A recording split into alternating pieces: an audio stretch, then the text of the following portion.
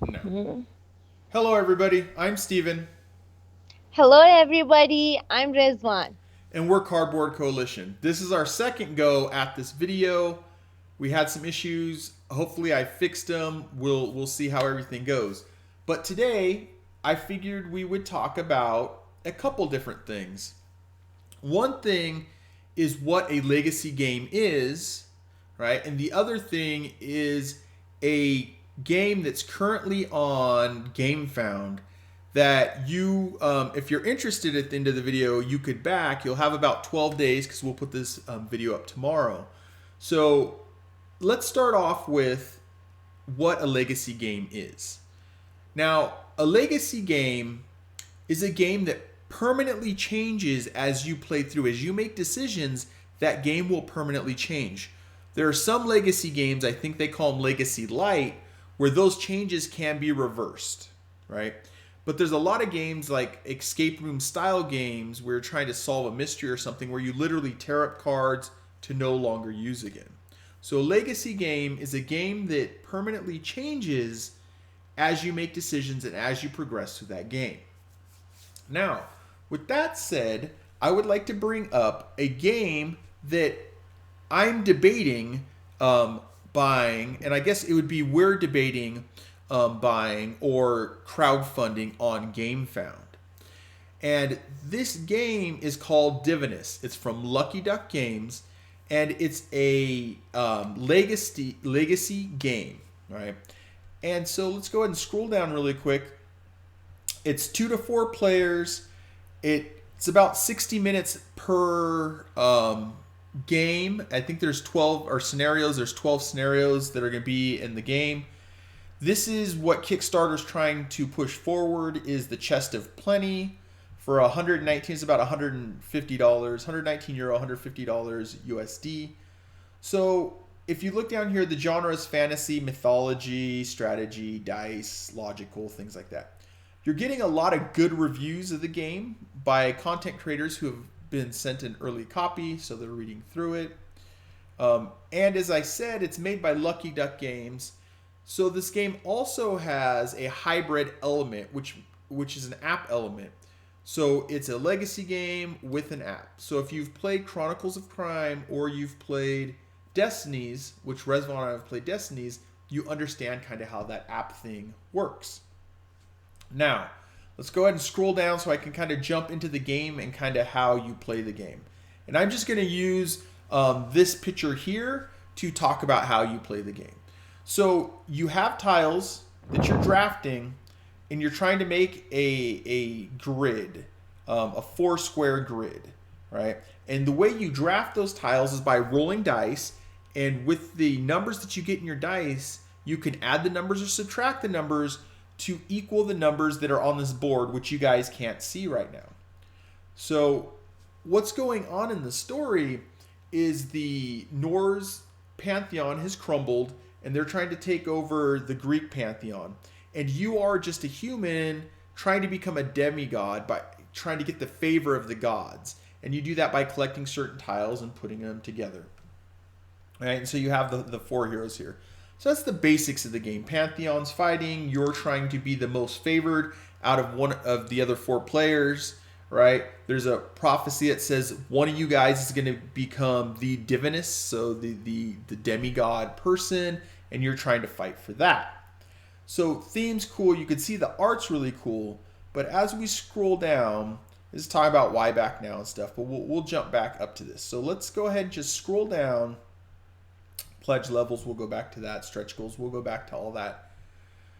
Come on, we can make it down there to kind of what I want to talk about with this game. So a lot of things about the game sound interesting, right? So you have these different campaigns, scenario campaigns, or scenarios. You have 12 of them, right, that you get to go through. And that sounds great and fun and all. And you get to fight for different sides. That sounds great and fun and all. And there is, and we'll go back to this, there is an eternal mode. Um, but the thing that I wanted to talk about, and I think it's right here. Yeah, it's right here. So as you see right there, it says change the world. So this being a legacy game, there's going to be permanent changes. So if we talk about theme I like, the Pantheon's fighting sounds really cool. I think I can get a group of people together to play it, or I could, but that's kind of questionable. One of the problems that I kind of run into, and Reswan talked about it, and she's kind of on the same page as me, she kind of agrees with me, is this idea of putting stickers on these tiles and permanently changing the tiles. So once you change them, it's done. Those tiles have been changed. So you can change the tiles. You also can permanently change the characters. So you have these artifacts that you put on the box. You see these kind of translucent kind of areas. You put them on the box, and it changes the character and how that character plays from there on out once you make that decision. Right? And then the other thing that changes is the dice. And there's stickers that go on the dice. And that permanently changes the results that you can get from those stickers. So if you see here, there's a straight 12, but here's a 3 and a 6. I thought I saw, this has a 1, a 3, and a 5. And my guess is that you can choose one of those numbers from that die to better help you collect your dice up to buy those different tiles, right?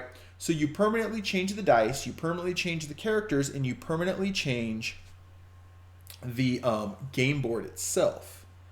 Now, this is where I run into a pause. I'm not sure if I'm willing to buy into a legacy game. Am I willing to play it with someone else? Yeah, if someone else spent the money, sure. But am I willing to spend our money to buy a legacy game that permanently changes? So after it's all set, Divinus is designed to have that eternal mode where once everything's changed, you can keep playing the game with those changed tiles. Once you get through those 12 scenarios, you can keep playing the game with those changed tiles. But those tiles are permanently changed. So this is something that I have pause with because you have to find a certain group of people that are going to play it with you.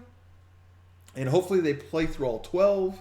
If not, then you have to figure that out. This character has been changed, but now someone else is going to play the character. Now they're going to change a character. Are we going to have a community bike character where everybody gets to get on it and give it a ride so it's all wonky and messed up? Or do you have to find the same group to play all the way through? And my issue is, what if so Resvan and I play, and we have Damon and Morgan, we can probably get them to play this game, but we play through half of it, or let's say we play through the whole thing, right? I doubt we're going to spend the 12 hours, but let's say we play through the whole thing. 3-4 years down the road, or 2 years down the road, we want to break this game out and play with someone else. The game is permanently changed. Even though there's that eternal mode, the game is permanently changed. And I think that's where I find pause in it. And I know lots of people like it, but I find pause. So, Resvan, what do you think about that permanently changing the tiles and the heroes and the dice? I think I'm not okay with this because I prefer don't happen this for a game, and I can play that how much time I want, and it's make it like it's done. Okay, you can't play with that. Like a paper, when you paint on that, you can't clean it like before, and it's not going back like before. Oh no, I'm not okay with this. It's a good game. It's a good game. I don't know why this going to happen for that. Mm. Yeah, the art looks good. The theme behind the game looks good. Rolling dice looks fun. Putting out those tiles and adjusting them and betting on the tiles and seeing who can get what. All that sounds great. It's that legacy part, right?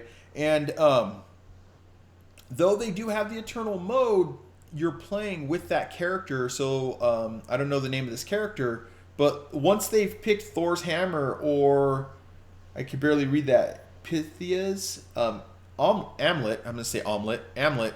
Once that's on that box, that's that character. Even if you play the eternal mode, that's that character. Now, what they did do, and excuse all the scrolling, there's the app. The app remembers Wow. the changes you make, just like Destinies or Chronicles of Crime. It remembers also the changes you make, which is fine because on an app you can go back, you can start a new game, all that kind of stuff. When you're physically changing something, that's something different. So I'm trying to scroll down through here is all the stuff you kind of get. This game also comes with meeples, or if you get the Chest of Plenty, it comes with miniatures. Miniatures, Resvon and I both like miniatures, which makes it deadly for me because when I turn to Resvon to show her a game and I'm hoping maybe she's like, I don't know if I want it, then I can say, okay, I won't get it. But if there's miniatures, she wants it. So I've learned that one. But anyways, back to this. Here's an expansion, Wow. which is the Shadows of Yggdrasil. Um, I like it. yeah, and You it looks cool and everything. This plays like the main game. You get four new gods to play with. So see, you have the stickers and the tiles and everything. I think this plays before, so it's like a smaller version of the game. But you play as the Norse gods. I'm assuming maybe the fall of that pantheon or something. So you have Loki, right? And you have meeples, and if you get the chest of plenty, you'll get miniatures too. But where is what I'm looking for? I'm looking for Pandora's box. So this is the pledge levels. See, there's the miniatures if you go with the all-in box. Um, Show me Pandora's. This is how you play the game. Show me Pandora's box. And they're not going to show me Pandora's box. Oh, I know where it's at. It's up high. Sorry for the scrolling, guys. I really apologize. Let me grab this over here and scroll us all the way. I know. Sorry. Look away for a second if you don't want to get sick. All right, here we go. They added a new one already. See, and that kind of excites me. All right, so stretch goals. So what Pandora's box is, if you go kick or back for the base game, you get Pandora's box. Any version, you get Pandora's box. This is the stretch goals that are added. Now, these stretch goals, they can be played in the internal mode, but they don't permanently change the game, or I don't think they do, and I'll explain why here in a second. So you have this first myth, which is the snaking path of Perseus. I don't know why I was blanking on the name. The snaking path of Perseus. So instead of having stickers, as you see, there's tiles. It says 4 new artifacts. Maybe they're stickers, but it looks like it's tiles. And from what I understand, these myths, these little scenarios that are going to be in Pandora's box, are one offset, right? So you play them on their own. You don't play them with.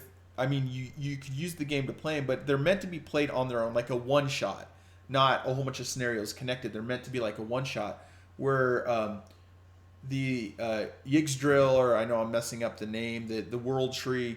That one is like a prequel, and everything changes permanently, and then you get into Divinus, everything changes permanently. These are like one shots that you kind of play through. This I'm really interested in. If the game was just this, I probably would have been all in. I'm sure Resvon would have been too. Where maybe there's some tiles that you can put down and you take away, and it just changes that way, right? Because your app's going to remember. Just like playing Destinies, Resvon and I didn't do it, but you could stop mid-game, and the app will tell you how everything's set up when you go back to play. You can open up the app and look where everything's at, and you can place everything back down.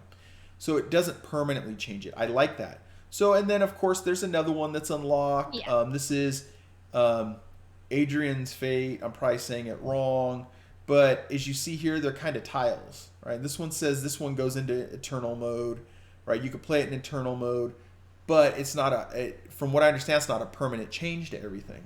And this one just came up between us filming the first video that was all messed up and then refilming. Now there's Apollo's Revenge, right? And they haven't unlocked it yet, but as you can see, there's all this stuff. This is the prices that they unlock at, how much money the campaign makes. The miniatures look cool and stuff, but these look like they're tiles, not stickers. And it doesn't say new stickers anywhere in here. So that would be kind of cool. But the overall thing about this game, and I'm going to go all the way back to the top to finish this out, is you're paying, I guess I can go to the prices. You're paying anywhere from about $75 American to 150. This is as far as we need to go. So 150 is the everything. You get everything, all right? So you get the main game, you get Pandora's box, which you get in everything, and you get I'm trying to look for it. The world tree. I'm just gonna keep saying the world tree, Yggdrasil or whatever, the world tree. So that one's about $150. Or you could buy just the main game. You could back just the main game for about $75, and it comes with Pandora's box. Then the next thing you could do is you have the God Pledge, which gives you the main game, Pandora's box, which is back there, and I'm looking for Yggdrasil, Yggdrasil, the World Tree You, expansion or prequel, however you want to look at it. So this would be probably about $130. My conversion from Euro to USD isn't very good. This one's about about 130, maybe 120. This one would be about 70 something, I think, 60 something, 70 something. This one would be around 140, 150, basically USD. So my point is, you would be paying to play a game that doesn't change once you've bought the game. And I feel like, especially with us doing this as the second try at this video to get it right, I feel like I don't want to, right? Part of me says, yes, get it because it looks cool and it looks like it would be fun to play and all that stuff. But the other side is you're permanently going to destroy, maybe not tear up, but alter and change that experience. And it permanently changes for anybody who plays after that, your copy of the game, which I think that's where I kind of take some pause in it. So do you have anything more you want to say? Do you think we should back it, Rezvan? um, if I want to buy this, I try to do something for that stickers that not fix. I try to do that. Then I can take it off and again play that game. Yeah. So we both kind of have the same problem, and I don't see us backing it because of that. Doesn't mean that it's bad. Some people love that idea. Oh, it's my game, so when I buy it, this is my game, and I change everything to be the game I want it to be. Kinda. You change it based on your decisions. Later on, you might decide, I don't like that decision. I wish I could have played it a different way. Well, guess what? It's legacy and you can't. The way you replay it is pay for the whole game again. I just don't think I'm interested in that. It's sad when it's like that one aspect that kind of pulls me away from the game. But overall, I just wanted to, or we wanted to talk about what a legacy game was and bring you guys some information about Divinus and let you know, like I said, by the time we get this video up, it'll probably be 12 days left. So if permanently changing a game is your jam, I would highly recommend this. The one drawback that I have, and it sounds like Rezvan has the same drawback, is that it permanently changes the game. So with that, I'm Steven. I'm Rezvan. And we're Cardboard Coalition. And as usual, help us grow the coalition by liking, commenting, and subscribing. See you later, everybody. Bye. Bye bye.